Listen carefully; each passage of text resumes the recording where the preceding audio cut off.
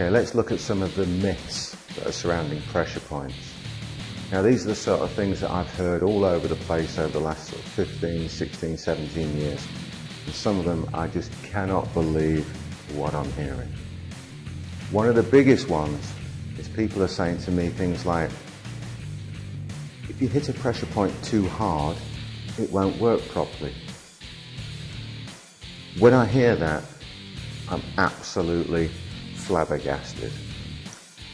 My usual response is along the lines of, how hard do you actually hit them then to make them work properly? The normal reply is quite light really, about like this. And that gives the best effect. Really? Are you serious? Are you retarded? Are you a complete moron? Listen, it's this simple. If you're one of those experts that says to me, hit a pressure point light for the best effect, I offer you this. You come along and you hit me like this and get your pressure points working, and I'm going to smack you on as hard as I possibly can, and then we can find out which one works best. I think, unless you're a complete retard, you know the answer. Why would you even consider in a fight hitting somebody like this for the best effect?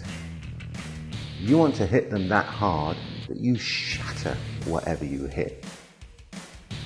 I've heard people say this about points like stomach 5, stomach 4, stomach 9, that a light strike has the best effect. Are you kidding me? Are you completely insane? Are you actually going to teach that to people and expect them to defend themselves? I'll tell you what, you give me a tap on stomach 5 and then I'm going to punch you in stomach 5 with every ounce of strength, power, venom and ferocity I've got. And then let's see which one works best. If I'm going to punch you on stomach 5, I want to hit you that hard that I shatter your jaw. I'll give you a little tap and see what happens. It's ridiculous. Do not believe any of that BS. Let's have a look at another myth. Gallbladder 20 back here. I've heard world-renowned experts teach, demonstrate, and prove beyond any reasonable doubt that if somebody's bent forward, that point doesn't work anymore. What? What? You belong in the classification of absolute moron. It's this simple. Test it for yourself. If I'm in a fight and I've got somebody bent forward like that and I can hammer the back of their head just as hard as I possibly can on 20, you think it's not going to work? Are you insane? Test it. Try it. Get somebody to hit you on gallbladder 20 just as hard as they can when you're bent over. See how that feels. When you wake up, you'll realise that it does work. Come on. How can anybody believe any of this rubbish? Here's another one that gets me. We talk about opposites, yin and yang, everything like that. We mention left, right, top, bottom, front, back. When you make that comparison, I again have heard world-renowned experts talking about polarity and how a man is yin and a woman's yang. This side of your body against that side of the body won't work properly. And you've got to, if you close your hand, this won't work on that side, but it'll work on the other side. And on that side, you need to strike with an open hand. And if you go left to this side, that won't work as good as left to that side. What? And polarity changing. What? You're a complete idiot. How can things change? It's just opposites. It's just left, right, top, bottom, front, back. That relationship doesn't change, and that's what we're talking about. These people taking polarity to these extreme lengths and extreme detail and completely misunderstanding the subject are out there teaching it and confusing people like you. It's very simple. It's an opposite when you make the comparison. Simple as that. Top is opposite to bottom, left is opposite to right, front is opposite to back. That simple. It's not confusing. All of this rubbish about using this side of your body against that side for a better effect, oh come on. I'm not going to hit you like that on the hand, on the side of the head, when I can just bitch slap you across the face and knock you out. Why would I even consider trying to do that? And that's what people are teaching. Another one that's just ridiculous.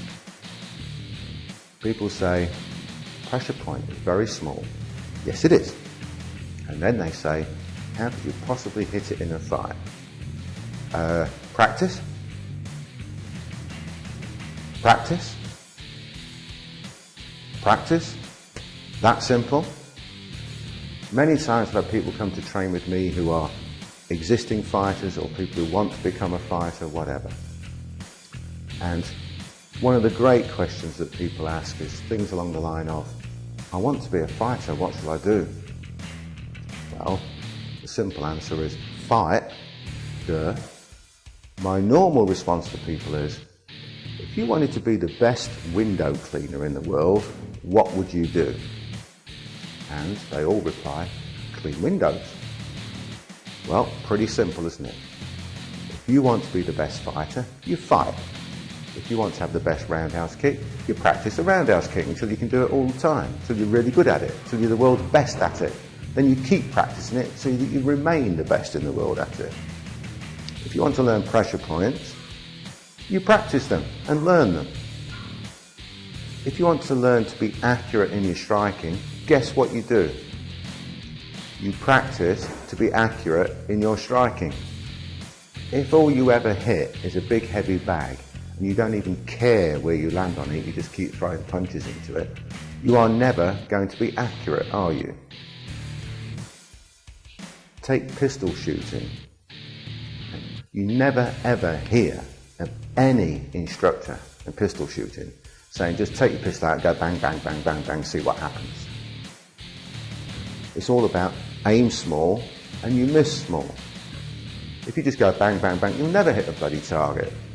Same with fighting. Same with self-defense. You have to practice it.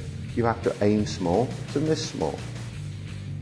If all you practice is wild swings at a bag or a pad, that's all you will have. These people who talk about you can't hit a certain target in a fight have either A, never had a fight, or B, they're just trying to protect their own position because they realise that there's better information out there. That simple. It's like anything. Train it, understand it, learn it, and apply it. Pressure test it, and you'll make it work. If you can't make it work, keep training, keep trying, keep learning until you can make it work. That simple. It really is that simple. So if you hear of any of these myths and others, just have a little bit of common sense and think about it for yourself. Okay? If there's any others you want to discuss, just drop us a note, give us a comment, give us an email, and we'll explode the myths for you. Oh, another great one I hear is, oh, that pressure point won't work in grappling, or it won't work in this, or it won't work in that. Pardon? You what? Are you kidding me? Listen, the body is the body. Unless you've got no central nervous system whatsoever, then of course things work with you. It's how it's applied that matters. I remember about 15, 16 years ago, some top grapplers came to my gym to try and understand what we do. Just a simple one, if you know it, spleen 6 on the inner ankle. We showed them that for in guard position and certain other places. And the amount of pain they went through was incredible. They were jumping, squirming all over the place. It completely broke position for them. And that was with just elbow presses, all sorts of different things that we show them, without even striking it, because in their game at the time, they weren't allowed to strike. Then, for whatever reason, and I'll come on to those in a moment, for some strange reason, they go, oh yeah, but it's not what we do. It's not within our syllabus. It's not what we're taught. It's not what my instructor says to do. We're not allowed to do that in our system. Or it's not part of the curriculum. It's not part of the syllabus. Who cares? It's weak areas of the body that work.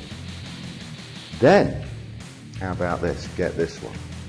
Those self-same people that we showed this to 15, 16 years ago, only last year and the year before, they bring out instructional videos and they show, oh, guess what we've just discovered in our system? Yeah, you guessed it, that self-same point that now all of a sudden does work, and it's something that everybody should learn and everybody should know. Now, if it's taking experienced people that long to work out what they should and shouldn't be doing within their training, there is something inherently wrong with most martial arts training. You know it, I know it, but everybody's scared to admit it. It's this simple. If you find something that works, steal it, apply it, use it, put it in your system. Never ever be afraid to let your system grow and evolve. The more you learn, the more efficient you become, the better you are, and if you're an instructor, the better you can make your students. And if you're a fighter, the better fighter you can become. It's the same with striking. Years ago, I used to teach a lot of traditional martial artists how to improve their striking. They would come along. Within an hour or two, they would double their striking power and get half the effort to do it. The facts were there for themselves. They knew it. Everybody in the room knew it. Then here comes the crunch. Ah, but I do Shotokan. Ah, but I do Taekwondo. Insert any other traditional martial art there. It's not quite how we do it in our system. I need to go back and do it the way my instructor tells me to do it. Ridiculous in the extreme. Some of these people have spent 20, 25 or 30 years in their existing system learning how to strike. And they could strike X hard. Within a couple of hours with us, they're striking 2 or 3X hard. Let's just use some common sense. Which way would you prefer to do it? To spend 20 or 30 years learning how to hit this hard, or spend a couple of hours learning how to hit twice as hard, or even 3 times as hard? You have to be a complete idiot not to incorporate that into your system immediately. The next thing that happens is that then people start to question, which is great. We love questions. But why didn't you spend 30 years questioning your previous instructor? When in 2 hours you find out that you're not hitting as hard as you could, you're not as dynamic as you could be, you're not as efficient as you could be, you don't even know weak areas of the body, you can't apply any locks, chokes, strangles, takedowns, anything properly, because they've all been learnt in the wrong manner. Which way would you prefer to do it? It's that simple. Do you want to learn something that works very, very quickly, or do you want to spend 20 to 30 years learning something that's not going to work for you? The answer, unfortunately, is that most people go back to what they did before, because it's a comfort zone. They can be king of the castle in their own little regime. If that's what you like, that's fine. You just get on with it, no problem. Got no problem with you whatsoever. You carry on, do what you've always done. If you're happy with it, enjoy it. If you want to increase your efficiency and find out how to really, really make your martial arts work, then you need to come and learn this stuff. Because we will dramatically increase everything that you do, without doubt. The best thing you could do several years ago was get in touch with us. the next best thing you can do is get in touch with us today. Join the course, get on the Pressure Point course and find out what martial arts is really all about.